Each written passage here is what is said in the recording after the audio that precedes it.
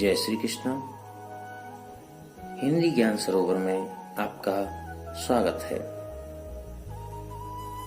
प्रिय छात्रों, आज हम पढ़ेंगे कक्षा 10 संस्कृत परिचयिका का द्वितीय पाठ अन्योक्ति विलासः, जिसका अर्थ होता है अन्य युक्तियों का सौंदर्य।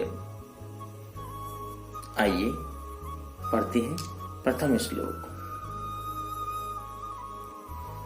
नितरां नीचो अस्मीति त्वं खेदं कूप कदापि मा कृताः अत्यन्त सरसहृदयो यतः परेषां गुणग्रहीतासि। नितराम अर्थात बहुत ही, नीचो स्मयति नीचा हूँ ऐसा मान करके, त्वं खेदकूप कदापि मा कृता। हे कुएं, या कुएं के माध्यम से बताया गया है, हे कुएं, यदि तुम यह सोचते हो कि मैं बहुत ही नीचा हूं, तो ऐसा मान करके तुम बिल्कुल भी दुखी मत हो, क्योंकि अत्यंत सरस हृदयो, तुम्हारा हृदय तो जल से भरा है, या यूं कहें तुम्हारा हृदय तो बड़ा ही सरस है। यतः परेशान गुण ग्रहीतासि, तुम्हारा हृदय इतना विशाल है कि तुम दूसरों के गुणों को ग्रहण करने वाले हो, इसलिए तुम्हें यह बिल्कुल भी शोभा नहीं देता कि तुम अपने आप को नीचा मान करके दुखी हो। भाव इसका यह है कि जो व्यक्ति अपने आप को कम समझते हैं, कमजोर समझते हैं, बहुत ही नीचा समझते हैं किन्हीं क्षेत्रों में, तो उनको बिल्कुल भी इस बात को सोच करके, ऐसा मान करके दुखी होने की आवश्यकता नहीं है, क्योंकि ऐसे लोग दूसरों के गुणों को, दूसरों की अच्छाइयों को ग्रहण करने वाले होते हैं। नीर क्षीर विवेके हंस आलस्यम त्वमेव तनुषे चेत विश्व अस्मिन् अधुनान्यः। इसमें संधि है, विश्व अस्मिन् अधुना अन्य कुलव्रतं पालयति कः। पालयति में लट लकार है, फ्यूचर टेंस। नीर क्षीर विवेकी, नीर आप जानते ही हैं जल, क्षीर दूध, विवेकी मीन्स समझ होना। यहाँ इसका अर्थ है दूध और जल की समझ होने, यानी उनको पृथक करना। हंस आलस्य त्वमेव तनुषे चेत, हे हंस, तनुषे मीन्स करते हो, करना। हे हंस, यदि दूध और जल को पृथक करने में, अलग करने में यदि तुम ही आलस्य करोगे या करते हो, तो विश्व अस्मिन् अधुना अन्य, तो आज इस संसार में अन्य कौन ऐसा होगा जो अपने कुलव्रत का पालन करेगा। आपको समझ आ गया होगा। कहने का तात्पर्य है कि जो लोग समझदार हैं, विवेकवान हैं, यदि वही आलस्य में डूबे रहेंगे तो भला इस समाज का, इस देश दुनिया का क्या होगा। इसलिए यहाँ पर हंस के माध्यम से बताया गया है, क्योंकि हंस के अंदर ही यह गुण होता है कि वो दूध और जल को अलग अलग कर सकता है।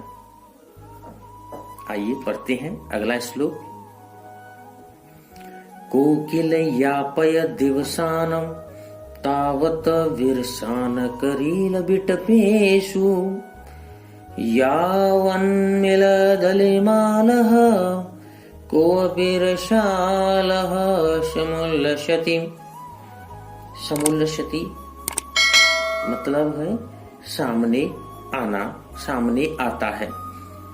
कोकिल यापयम, यहाँ कोयल के माध्यम से बताया है। कोकिल वसंत ऋतु में कूकती है बाग बगीचों में, पर यहाँ देखिए किस तरह से बताया है उस कोयल के माध्यम से कि जिस प्रकार से कोयल यापय मीन्स व्यतीत करती है, दिवशान मीन्स दिनों को, तावत मीन्स तब तक, विरशान मतलब नीरस, करील बिटवेशु करील के वृक्षों पर। कोयल भी अपने नीरस दिनों को तब तक करील के वृक्षों पर व्यतीत करती है जब तक कि कोई दलिमालह भौरों का समूह, कोप मीन्स कोई, जब तक कि कोई भौरों का समूह रसाल समुल्लसति आम के वृक्षों पर सामने नहीं आ जाता। तात्पर्य यह है, भाव इसका यह है कि जो सज्जन व्यक्ति होते हैं वो अपने कठिन दिनों को कैसे भी करके व्यतीत करते हैं, परेशानियों में भी वो हिम्मत नहीं हारते हैं, बिल्कुल कोयल की तरह से ही। आइए बढ़ते हैं अगले श्लोक की तरफ। रे रे चातक सावधान मनसाम मित्र क्षणं श्रियताम अम्बोदावहवो हि वसन्ति गगने सर्वे अपि नैतादृशाः केचिद् वृष्टिर्विदारयन्ति वसुधां गर्जन्ति केचिद् वृथा यं यं पश्यसि तस्य तस्य पुरतो मा ब्रूहि दीनं वचः। यहाँ चातक के माध्यम से बताया है। चातक एक पक्षी है जो हमेशा ही बोलता रहता है, ज्यादातर अधिकतर यह बोलता ही रहता है।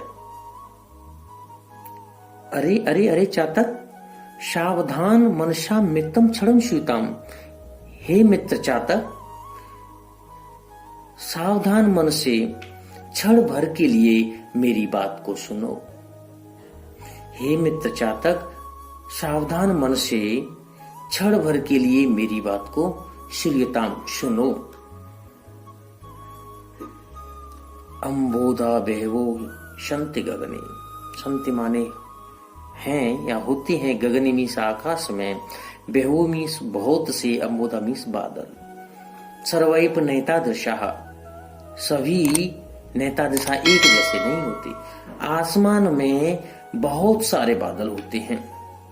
हे मित्र चातक, मेरी बात को सावधान मन से क्षण भर के लिए सुनो।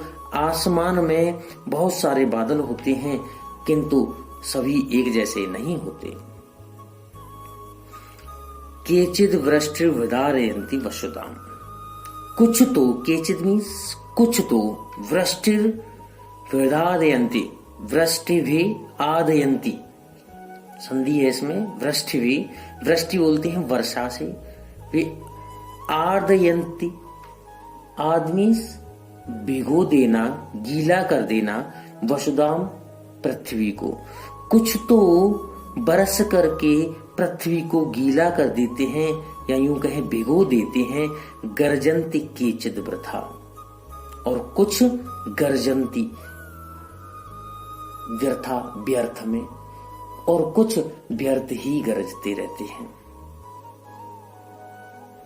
यम यम पश्यसि, इसलिए यम यम पश्यसि, जिस जिस को तुम देखते हो, तस्य तस्य पुरतो, उस के सामने, मां ब्रूहि मत कहो दीन वचन, अपने दीन वचनों को मत कहो। भाव इसका यह है, कहने का तात्पर्य यह है कि संसार में भी सभी एक जैसे नहीं होते हैं। देखने में सब भले ही एक जैसे हों, लेकिन क्रियाएं सबकी अलग अलग हैं। इसीलिए तुम जिस किसी को भी देखते हो उसके सामने अपनी परेशानियां मत कहो। उम्मीद है समझ आया होगा। आइए बढ़ते हैं अगले श्लोक की तरफ। न वै ताड़नाथ तापनाथ वहन मध्ये न वै विक्रियात क्लेश्यमानो अहमस्मि षोडश मे मुख्य दुखम तदेकम यतो मा जना गुंजया तौलयन्ति।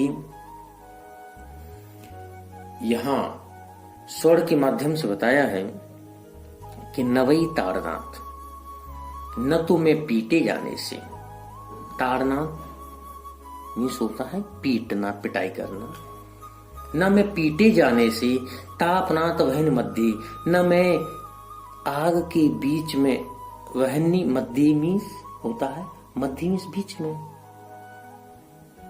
आग के बीच में जलाए जाने से, न वही विक्रियात, और न मैं बेके जाने से भी, कोई मुझे बेक भी दे। एक बार पुनः देखते हैं। न तो मैं पीटे जाने से, न मैं आग के मध्य जलाए जाने से, और न मैं बेके जाने से। क्लेश्य, मैं दुखी नहीं हूं। मानो महस्मी,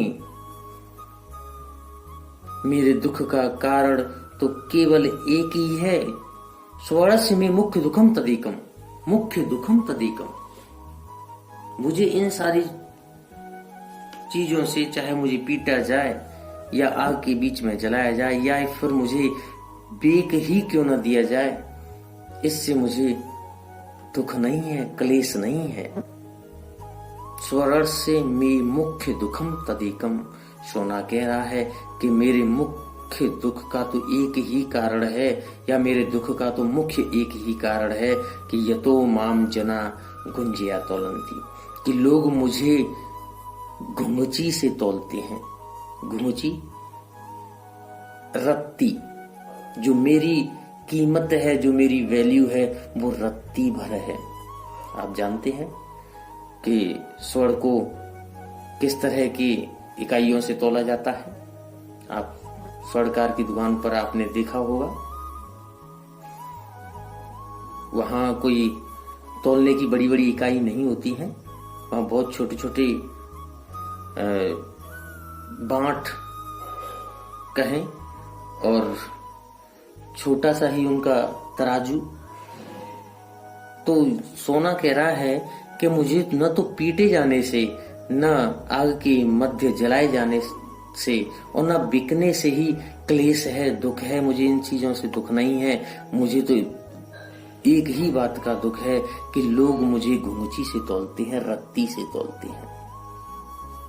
आइए चलते हैं अंतिम श्लोक की तरफ। रात्रि गमिष्यति भविष्यति सुप्रभातम भास्वनुदेश्यति हसिष्यति पंकजालिहम् इत्थं विचिन्तयति कोशगते दुरेफे हन्त हन्त नलिनी गज उज्जहार। रात्रि व्यतीत होगी, गमिष्यति में जाएगी, व्यतीत होगी। भविष्यति, भव मतलब होता है होना, यह है लट लकार फ्यूचर टेंस। सुप्रभातम, नई सुबह होगी। रात्रि व्यतीत होगी, फिर से नई सुबह होगी। सूर्यदेव उदय होंगे, कमल दल हंसेंगे यानी खिल उठेंगे। ऐसा विचार कर रहा है कमलनी में बंद एक भंवरा। कोशगते दुरेफे, कोशगते दुरेफे मतलब है पुष्प के अंदर बंद भंवरा। हा हंत हंत नलिनी का ज्वार। लेकिन हाय दुख का विषय है कि तभी एक हाथी आता है और उसको उखाड़ फेंकता है। भाव यह है कि शाम को रसपान करते हुए एक भंवरा कमल के अंदर बंद हो जाता है। अब वो अंदर ही अंदर विचार कर रहा है कि ये रात व्यतीत होगी, फिर से नई सुबह होगी, सूर्य उदय होंगे, तभी कमल दल खिलेंगे। लेकिन दुख का विषय यह है कि एक हाथी आता है और उसको उखाड़ फेंकता है। उम्मीद है प्रिय छात्रों, आपको यह पाठ अच्छी तरह से समझ आया होगा।